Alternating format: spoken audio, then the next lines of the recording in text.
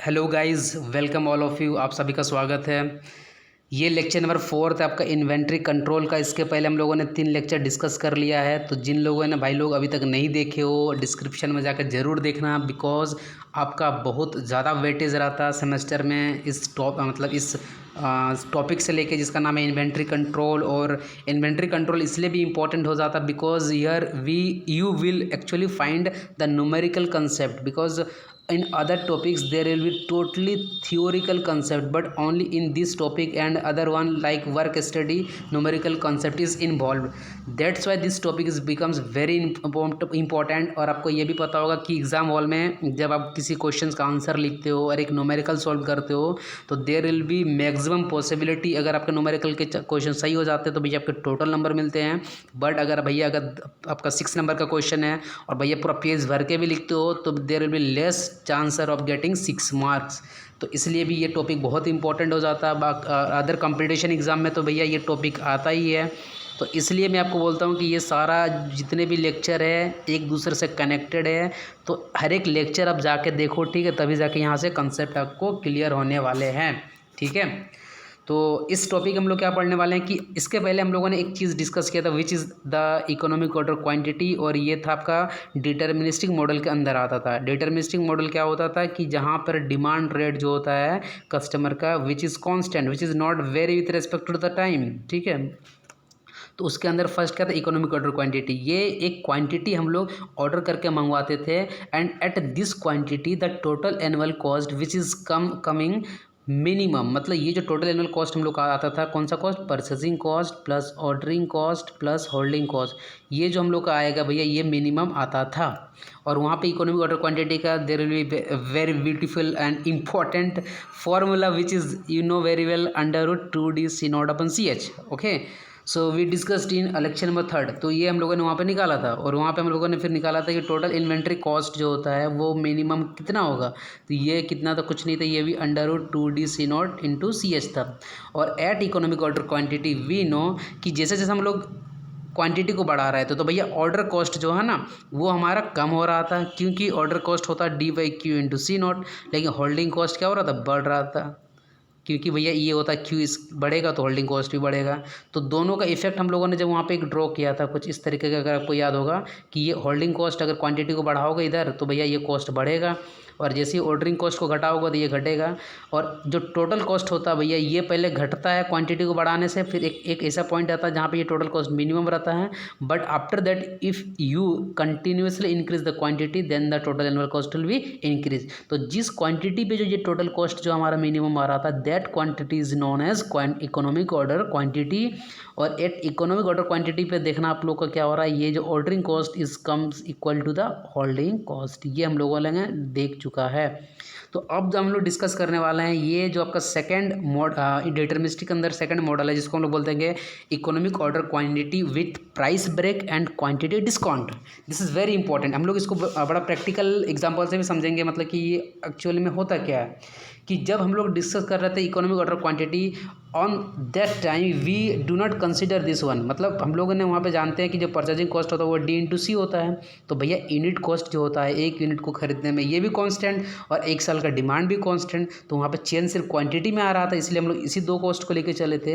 लेकिन अब आ गया क्या, क्वांटिटी डिस्काउंट। डिस्काउंट का मतलब क्या होता है कि आप सपोज मार्केट चले गए हो, ठीक है, आपने बोला कि भाई मेरे को 1 kg आलू खरीदना है, ठीक है, बैचलर हो तो अच्छे से पता है भैया खाना तो खुद से बनाना पड़ेगा ना। तो उसने बोला कि चलो ठीक है यार मैं आपको 10 रुपये पर kg दूंगा। तो आपके मन में आया है कि भैया क्या मैं 5 kg लूँगा तो भैया क्या सेम प्राइस में दोगे, तो आपको पता होगा नहीं, बोलेगा भैया कुछ कम दूंगा। सपोज उसने बोला 9 रुपीज़ पर kg। तो अभी जो ये 10 रुपया पर kg था ये यूनिट प्राइस मान लो ये C था, 1 kg को खरीदने में था, लेकिन अब इसने 9 रुपया कर दिया। मतलब आपको क्या कर दिया, इसने 10% का डिस्काउंट दे दिया। तो 10% का डिस्काउंट दे दिया कब, जब आपने क्वांटिटी को बढ़ा दिया। It means what, when we increase the quantity which we are ordering then there will be possibility to get discount, मतलब उस टाइम एक चांस हो जाता है डिस्काउंट को मिलने का।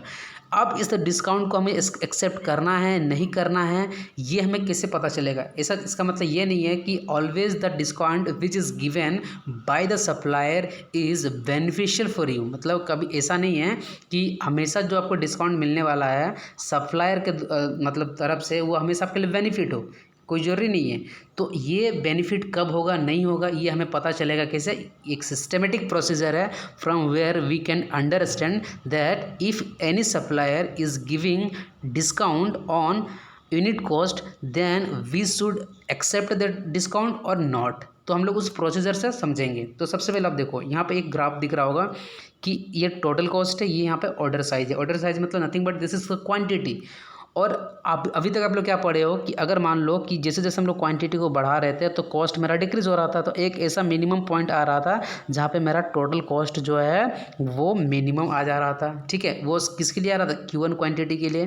तो for that this one the Q1 will be economic order quantity. लेकिन आपने बोला कि नहीं मुझे क्वांटिटी को और बढ़ाना है, तो आपको ये भी पता है कि अगर इस क्वांटिटी से ज़्यादा इकोनॉमिक ऑर्डर क्वांटिटी से अगर आप ज़्यादा क्वांटिटी अगर बढ़ाओगे या चाहे कम लोगे तो भी आपका टोटल कॉस्ट भैया बढ़ने वाला है।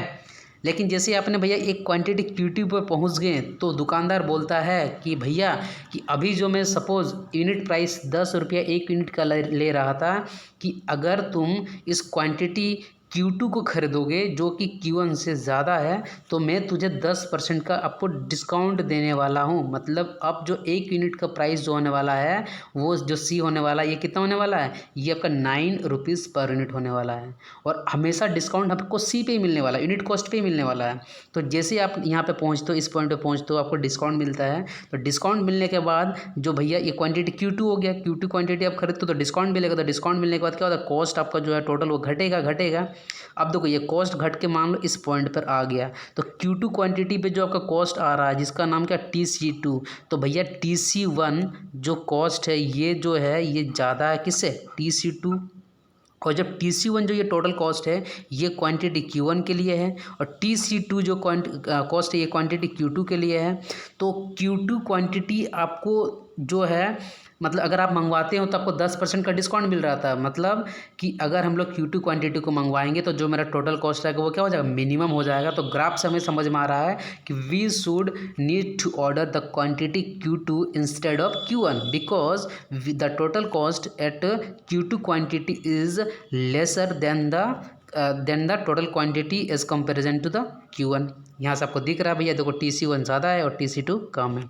ठीक है, फिर आपने अगर आप इस क्वांटिटी से आपको फिर पता है कि यहाँ पे एक मिनिमम कॉस्ट निकल के आ गया Q2 पे, लेकिन अब फिर दोबारा अगर आप क्वांटिटी को मान लो बढ़ाते जाओगे तो फिर आपका टोटल कॉस्ट बढ़ेगा।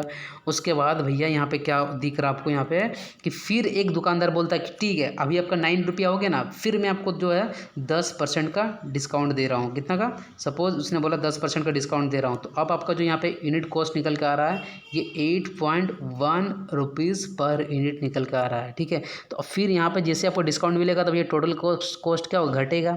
तो भैया Q3 पे जो आपका टोटल कॉस्ट निकल के आया ये कितना आ गया? TC3 निकल के आ गया। आया कि नहीं? तो आपको यहाँ पे ये दिख रहा होगा कि Q3 जब क्वांटिटी पे आपको जो डिस्काउंट मिलता है उस टाइम कॉस्ट कितना? TC3। और उसके पहले जब आप Q2 क्वांटिटी जो मंगवा रहे थे उस टाइम जो आपका कॉस्ट था वो था TC2। तो भैया देखो Q3 क्वांटिटी तो Q2 से ज़्यादा है, लेकिन भैया डिस्काउंट मिलने के बाद भी देखो टोटल कॉस्ट जो TC3 है वो ज़्यादा निकल के आ गया। किससे? वो TC2 से। तब मुझे ये बताना क्या तुम इस डिस्काउंट को from this graph you will accept और नॉट? भैया डेफिनेटली आप इसको एक्सेप्ट नहीं करोगे। वाई? क्योंकि देखो यार अगर आपने Q3 क्वांटिटी मंगवा रहे हो तो क्या फ़ायदा भैया जब कॉस्ट ही मेरा बढ़ गया, तो उससे अच्छा तो हम Q2 मंगवा लेंगे। समझ रहे हो? तो अब हम लोग प्रोसीजर समझेंगे कि कैसे हमें डिस्काउंट जो मिलता है तो उसे एक्सेप्ट करना है या नहीं करना है। ये बात तो आपको मैंने क्लियर कर दिया कि जब क्वांटिटी को हम लोग बढ़ाते हैं तो then we get discount, but this discount is not always beneficial for us. मतलब ये डिस्काउंट हमारे लिए हमेशा बेनिफिशियल नहीं है। जैसे कि हम लोगों ने यहाँ पे देखा कि अगर हम लोग Q3 जो क्वांटिटी मंगवा रहे हैं उस टाइम जो टोटल कॉस्ट था वो TC3 था और जो Q2 मंगवा रहे हैं उस टाइम TC2 है तो भैया Q3 जो है वो Q2 से तो ज़्यादा है, लेकिन जब टोटल कॉस्ट निकल के आया तो भैया ये Q2 से भी ज़्यादा आ गया। तो भैया जब टोटल कॉस्ट मेरा Q2 क्वांटिटी पे मिनिमम है तो भैया ये मैं डिस्काउंट लेने की मेरे को क्या ज़रूरत ही नहीं है, तो मैं ये बोलूँगा भैया मेरे को डिस्काउंट नहीं चाहिए तुम्हारा। समझ रहे हो अब क्या प्रोसीजर है वो समझते हैं हम लोग, ठीक है। तो यहाँ पे एक एग्जांपल दिया गया है कि मान लो suppose the demand annual demand which is 20,000 unit per year है और यूनिट कॉस्ट कितना 10 रुपया पर यूनिट है। और मैंने आपको ये भी बोला कि जो डिस्काउंट हमेशा आपको मिलेगा वो यूनिट का प्राइस पे ही मिलेगा। तो एक आदमी बोलता है कि भैया अगर आप 1000 या 1000 से ज़्यादा क्वांटिटी मंगवाते हो तो यूनिट कॉस्ट आपका 9 रुपया लगेगा। फिर दूसरा दुकानदार बोलता है कि अगर आप जो क्वांटिटी है वो 2000 या 2000 से ज़्यादा मंगवाओगे तो वो आपको 8.7 पर यूनिट आपको मिलने वाला है। तो अब आपको इन दोनों में से कौन सा डिस्काउंट को लेना चाहिए। आप बोलोगे सर ये वाला कम दे रहा है, कम रुपीज़ लग रहा है, तो हम इसको एक्सेप्ट कर लेते हैं। नहीं, ऐसा नहीं करना है। सबसे पहले दोनों के लिए हम लोग निकालेंगे क्या, टोटल एनुअल कॉस्ट। और हमें पता है कि total annual cost is nothing but this is the purchasing cost plus total annual cost. आप क्या लिखते हो, टोटल एनुअल कॉस्ट जो होता है हमारा ये nothing but this is the purchasing cost plus ordering cost into ordering cost plus holding cost. अब हमें पता है कि क्वांटिटी तो मान लो अगर इसके लिए 1000 है तो इसके लिए CB कितना यूज़ करोगे 9, और डिमांड मान लो दोनों के लिए कांस्टेंट रहेगा। तो एक बार आप 9 रुपीज़ पर यूनिट, ठीक है, लेकर और क्वांटिटी 1000 लेकर टोटल यूनिट कॉस्ट निकालोगे।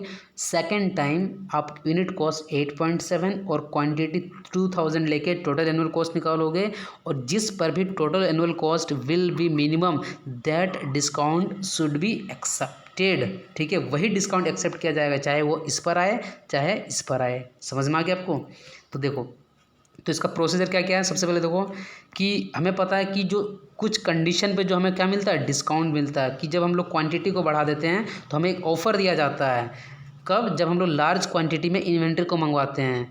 और ये डिस्काउंट जो होता है इसी को हम लोग बोल देते हैं क्या, प्राइस ब्रेक। प्राइस ब्रेक मतलब क्या है कि पहले कि देखो पहले मेरा था यहाँ पर ये, अगर हम मान लो क्वांटिटी को बढ़ाते जाते अगर मान लो 10 रुपये पर यूनिट था, ठीक है, यहाँ पे तो भैया ये कॉस्ट बढ़ते जाता। लेकिन जैसे ही किसी ने बोला कि 9 रुपया पर यूनिट है तो सपोज मेरा टोटल कॉस्ट क्या हो गया, ये घट के भैया यहाँ पर आ गया TC2 पे आ गया। तो ये जो यहाँ पे इतना कॉस्ट जो घट गया ये क्या होगा, first price break means what you get the discount here and this discount may be increased your total annual cost or decrease your total annual cost. You need to find out that, ठीक है, आपको find out करना पड़ेगा भैया इस quantity पे वो total annual cost Q1 का कंपैरिजन में कम होगा कि ज़्यादा होगा। लेकिन इस ग्राफ में तो दिख रहा है कि भैया टोटल एनुअल कॉस्ट जो है Q1 का कंपैरिजन में Q2 क्वांटिटी पे कम आ रहा है। समझ में आ रहा है आपको। तो हमें ये क्लियर हो गया कि हम जब भी ज़्यादा कोई क्वांटिटी को मंगवाते हैं तो हमें क्या मिलता है भैया, एक डिस्काउंट मिल जाता है। उसी को हम लोग बोल देते हैं क्या, प्राइस ब्रेक। और हमें पता है कि जो डिस्काउंट जो रहेगा ना ऑलवेज ऑफर्ड, ये ऑलवेज ऑफर किया जाएगा आपका यूनिट प्राइस, जिसको हम लोग C बोलते हैं ऑफ इन्वेंट्री का।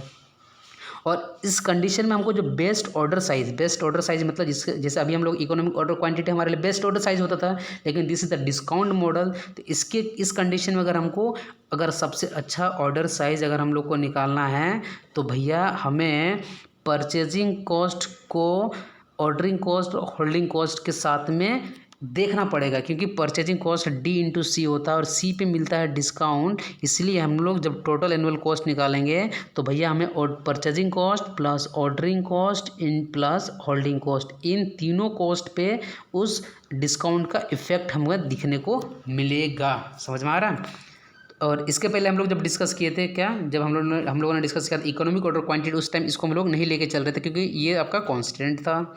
सेकंड पॉइंट, अब थर्ड पॉइंट ये बोलता है कि ठीक है को सबसे पहले इन दिस प्रॉब्लम हम लोग करना क्या है, first we compute feasible economic order quantity. Feasible का मतलब है कि जो इकोनॉमिक ऑर्डर क्वांटिटी जो पॉसिबल होगा सबसे पहले हमें उसको कैलकुलेट करना है। मैंने एक न्यूमेरिकल भी इस टॉपिक पे किया हुआ, तो टेंशन मत लो।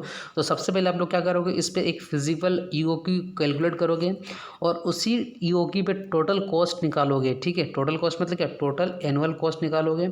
उसके बाद सपोज आपने Q* निकाल लिया और Q* के बाद एक ऐसा मान लो कोई क्वांटिटी है जो Q* से ज़्यादा है या Q* से कम है। अगर उस क्वांटिटी पे अगर डिस्काउंट मिल रहा है तो आपको वो जो हायर ऑर्डर क्वांटिटी है, अगर वो क्यू स्टार से मान लो अगर ज़्यादा है और उस ज़्यादा क्वांटिटी पे अगर आपको डिस्काउंट मिल रहा है तो उस क्वांटिटी पर भी आप क्या निकालोगे, टोटल कॉस्ट निकालोगे।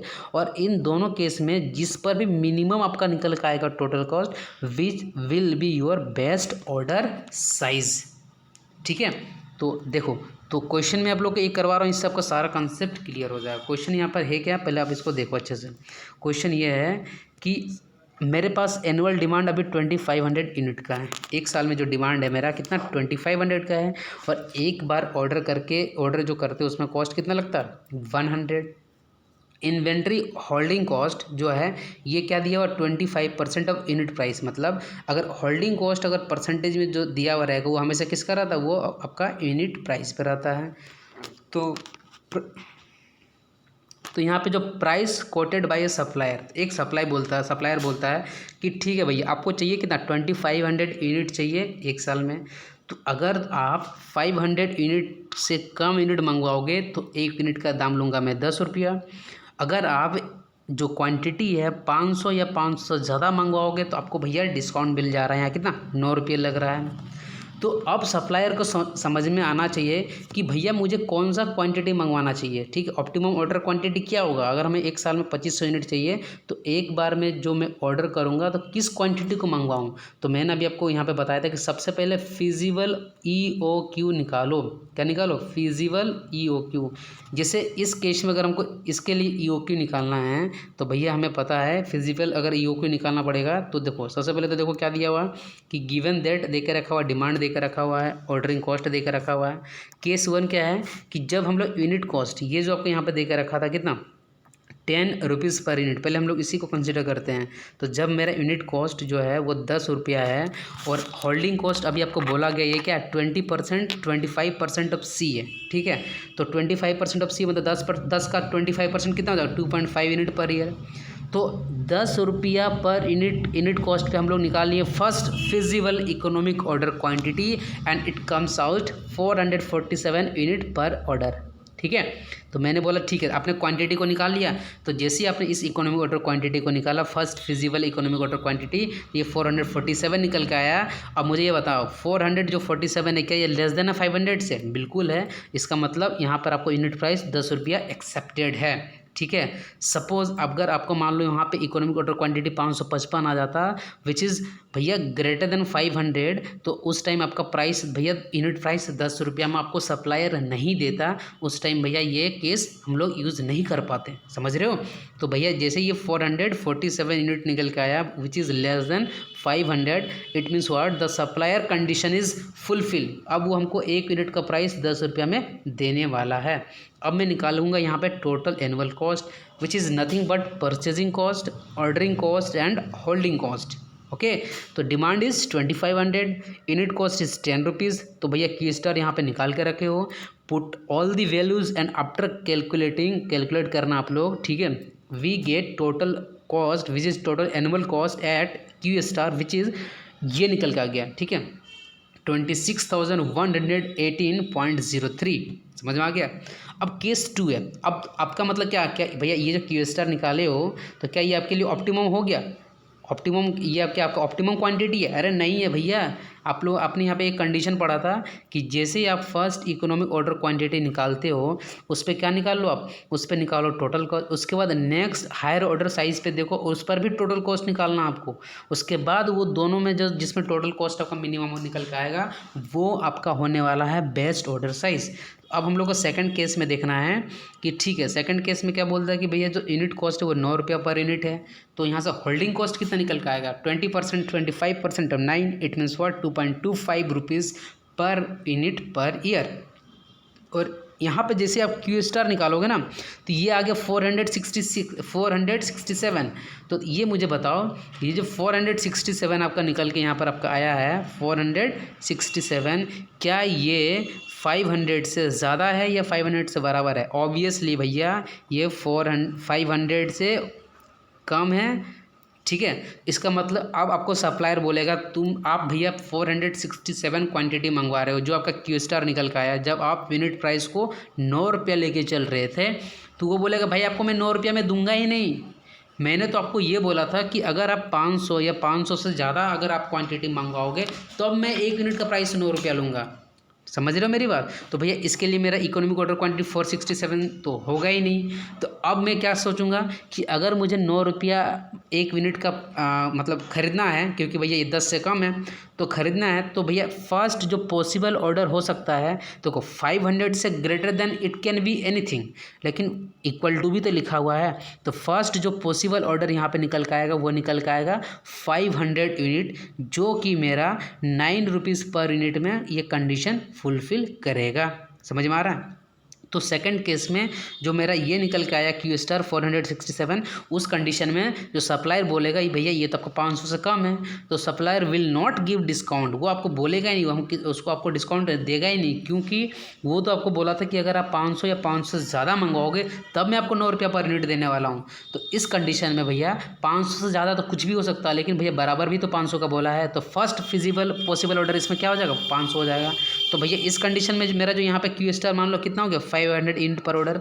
अब इस पर भी मेरे को टोटल एनुअल कॉस्ट निकालेंगे, तो जैसे आप 500 पर भी टोटल एनुअल कॉस्ट निकालोगे तो आपका ये निकल के आ गया 23,562। और इसके पहले जब आपने यहाँ पे जो निकाला था ये कितना था 26,118, ये यहाँ पर था आपका 26,118, ये आपका 447 क्वांटिटी पे निकाला था, ये आपका 500 वाले पे आया था।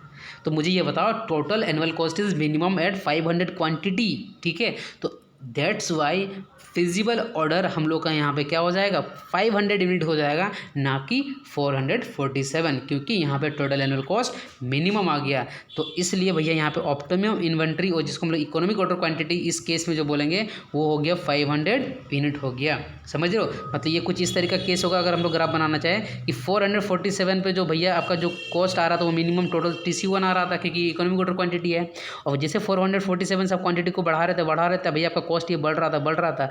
लेकिन जैसे ही आप एक ऐसा क्वांटिटी पे पहुंचते हो जिस क्वांटिटी का वैल्यू है कितना 500 क्वांटिटी है, तो एक आदमी ने बोल दिया आपको मैं 9 रुपया पर यूनिट देने वाला हूँ, और इस कंडीशन में जैसे आपने टोटल कॉस्ट निकाला which comes out minimum as comparison to the 447, तो भैया देखो यहाँ पे TC2 क्या हो गया मिनिमम हो गया। तो that's why in this condition for our questions the optimum order quantity will be 500 unit, ठीक है। यहाँ पे 500 यूनिट होगा, ना कि 447 होगा। तो इसका आंसर भैया देखो क्या हो जाएगा, सी आंसर हो जाएगा। This is very good question भैया, इसका स्क्रीनशॉट लो और आप खुद से भी एक बार ट्राई करो। सबसे पहले तो क्या कि आपको जो भी यहाँ पे प्रोसेस दिया गया उस प्रोसेस को अच्छे से पढ़ो कि भैया अगर डिस्काउंट जो होता है वो हमेशा सी पे दिया जाता है, तो सबसे पहले first feasible economic order quantity निकालना है, उस पर टोटल कॉस्ट निकाल के हमको लाना है। उसके बाद नेक्स्ट हायर जो ऑर्डर पॉसिबल होगा उस ऑर्डर पर भी हमको टोटल कॉस्ट निकालना है, और उस दोनों में जो मिनिमम होगा आपका total annual cost that will be your optimum order quantity. Okay, तो भैया इसको स्क्रीनशॉट लो और इसको सॉल्व करके देखो खुद से। समझ में आ रहा? और अगर आपको सॉल्व करने का क्वेश्चन का मन करे तो ये एक क्वेश्चन है, आप इसको घर पे सॉल्व कर सकते हो। इसका स्क्रीनशॉट ले लेना। इसमें मैं आपको थोड़ा सा हिंट दे देता हूँ। इसमें हिंट यही है कि एनुअल डिमांड यहाँ पे कितना 8,000 है, ऑर्डरिंग कॉस्ट 1800 है, और होल्डिंग कॉस्ट 10% किसका यूनिट प्राइस का दिया हुआ है। तो inventory can be purchase a lot size given below determine the best order size. मतलब भैया आप जो इन्वेंट्री खरीदने वाले हो, अगर आप 1 से लेकर 999 इन्वेंट्री, मतलब यहाँ पे अगर आप खरीदते हो तो आपको यूनिट कॉस्ट पड़ता है 220। मतलब ये सारे आपको ऑप्शन दिए गए हैं कि अगर आप इसके बीच का क्वांटिटी रहेगा तो आपको ये मिलेगा। तो आपको कुछ नहीं करना, सबसे पहले आप देखो ना कि सबसे लोएस्ट यूनिट प्राइस कितना है 185।